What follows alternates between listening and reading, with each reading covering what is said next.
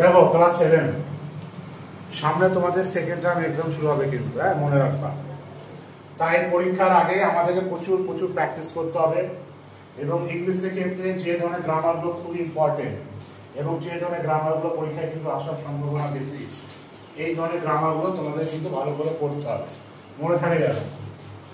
দেখো two as directly প্রথমে কি আছে, সুমিত ইজ, তবে একটা শূন্যস্থান দেওয়া আছে, দেন এনি আদার বয়।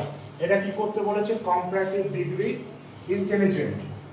দেখো আমরা সাধারণত জানি যে অ্যাডজেক্টিভের ডিগ্রি তিন ধরনের। কয় ধরনের? তিন ধরনের। একটা পজিটিভ ডিগ্রি, একটা কম্পারেটিভ ডিগ্রি, আর একটা হচ্ছে সুপারলেটিভ ডিগ্রি। মনে থাকবে?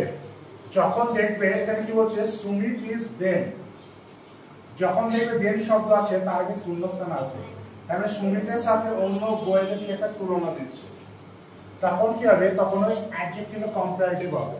তখন অ্যাডজেক্টিভটা কি হবে? কম্পারেটিভ। এখানে কি অ্যাডজেক্টিভ আছে? এখানে আছে ইন্টেলিজেন্ট। কি আছে এখানে? ইন্টেলিজেন্ট। আচ্ছা, ইন্টেলিজেন্টের স্পেলিং করো। দেখো ইন কি হচ্ছে? I N in T E L I T E G E N T gent, intelligent. এখানে আমরা সিলেবল করতে গেলে তিন ধরনের সিলেবল চলে আসছে। আর আমরা জানি যে সাধারণত যে ডিগ্রি ক্ষেত্রে যদি দুই বা দুইয়ের বেশি সিলেবল হয়, তাহলে সেই ক্ষেত্রে কম্পারেটিভ করার মধ্যে মোর লিখতে হবে। কি লিখতে হবে? মোর। তাহলে এখানে হবে মোর ইন্টেলিজেন্ট। এখানে কি হবে? More intelligent. মনে থাকবে কি লিখবো এখানে আমরা? More intelligent. দুই নম্বর উদাহরণটা দেখো, in dash rain since morning. এটা প্রপার ভার্ব করতে বলেছে। কি করতে বলেছে? প্রপার ভার্ব, মানে সঠিক ভার্বের ফর্ম বসাতে হবে। দেখো এই যে ব্যাকেটের রেইন ভার্ব আছে, রেইন, রেইন মানে বৃষ্টি হওয়া। আমরা কি জানি যে ব্যাকেটের সবসময় ভার্বের এক নম্বর অর্থাৎ প্রেজেন্টটা থাকবে। কোনটা থাকবে? প্রেজেন্টটা সবসময় থাকবে।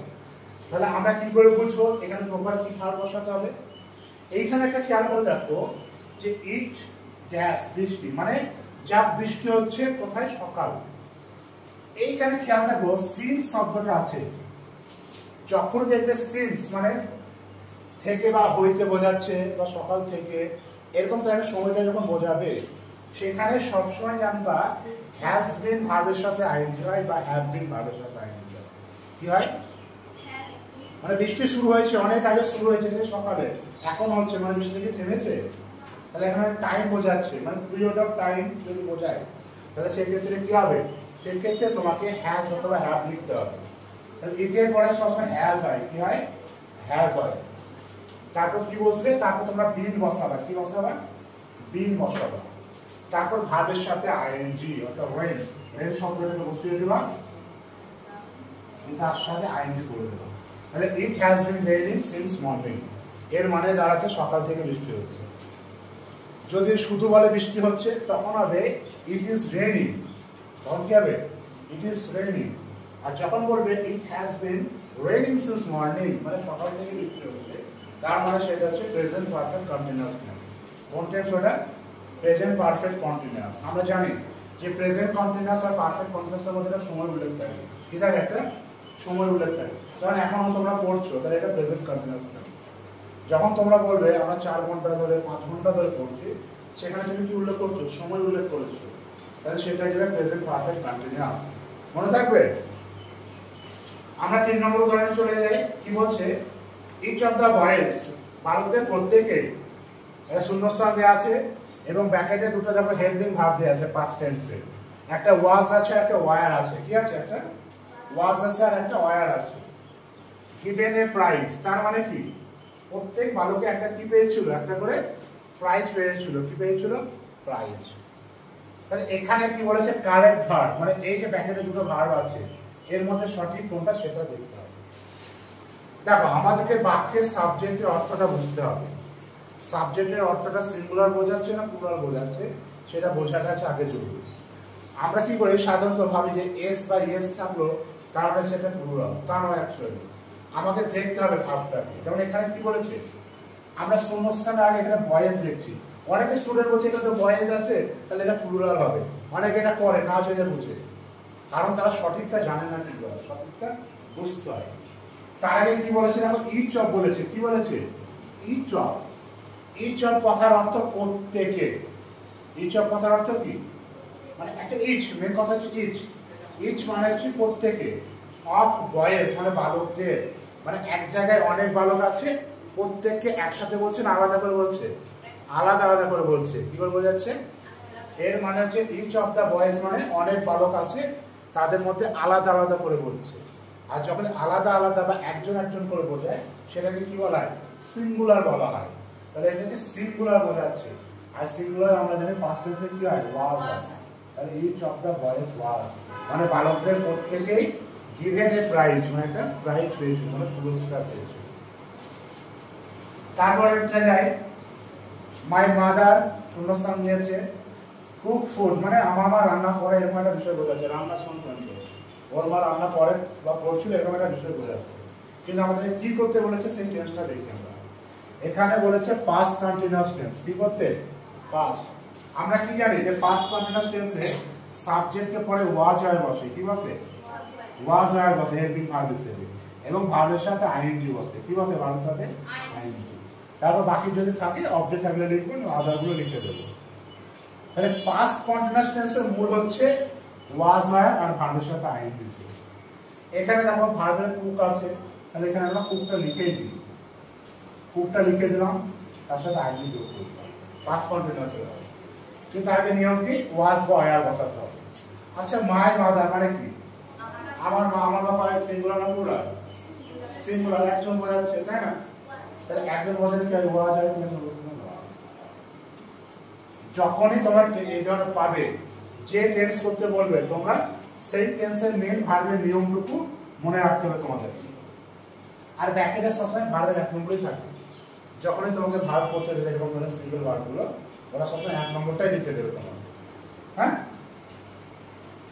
তারপর দেখো এটা মুছে দিই, এটা তোমরা লিখে দিও। হ্যাঁ, পরে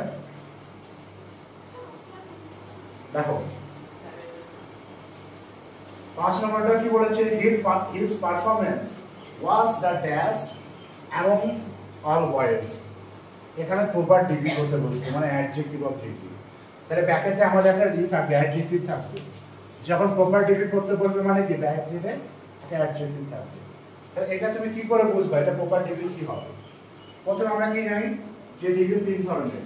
একটা হচ্ছে পজিটিভ ডিগ্রি, একটা হচ্ছে কম্পারেটিভ, আর 3 নম্বরটাকে বলা হচ্ছে সুপারলেটিভ। কি বলা হয় 3 নম্বরটাকে? সুপারলেটিভ বলা হয়। এটা আমরা সকলে কিন্তু জানি, কারণ আমরা ডিগ্রি চেঞ্জ করেছি। তাহলে দেখো পজিটিভ কি হয়? এখানে নিয়ম আছে, আমরা পড়েছি ইআর ইএসটি লাগাতে হয়, আইআর আইএসটি, কোনটা দুবার হয় বা মোর মোস্ট হয়, সেটা আমরা ক্লাসে পড়েছি। আমরা অতদূর যাচ্ছি না, আমরা এই উদাহরণ থেকে দেখি। আমরা কি জানি যখন দেখবা সাবজেক্ট তো আছে, সাবজেক্টের উপরে ভার্ব, এবং যখন দা কিংবা ওয়ান অফ দা থাকলে, কি জানি দা বা ওয়ান অফ দা থাকলে সবসময় সুপারলেটিভ লিখতে হয়। কি হয়? সবসময় সুপারলেটিভ লিখতে হয়। এইখানে দেখো ব্যাড আছে। কি আছে? ব্যাড। ব্যাডটা জানি আমরা ব্যতিক্রম, এখানে ইআর বা ইএসটি হয় না, কম্পারেটিভ ইআর বা ইএসটি হয়। ব্যাড মানে হচ্ছে খারাপ। ব্যাড মানে কি? খারাপ। তার থেকে যদি একটু বেশি খারাপ হয় তাহলে ওর্স হয়। কি হয়? ওর্স। আর সব থেকে খারাপ হলে ওর্স্ট। কি হয়? ওর্স্ট। বানান হচ্ছে WORST। ওর্স্ট মানে সব থেকে খারাপ। তার মানে his performance was worst, the worst among all boys. মানে যতটা বালক এখানে পারফরমেন্স করেছে, হ্যাঁ মানে অনেক বালক যদি এখানে পারফরমেন্স করে থাকে তার মধ্যে সে খারাপ পারফরমেন্স করেছে। কথাটা বুঝতে পারবে? তোমরা কিন্তু করে থাকে, এটা সবসময় মনে রাখবে। তারপর কি বলেছে? Ratan is the best boy.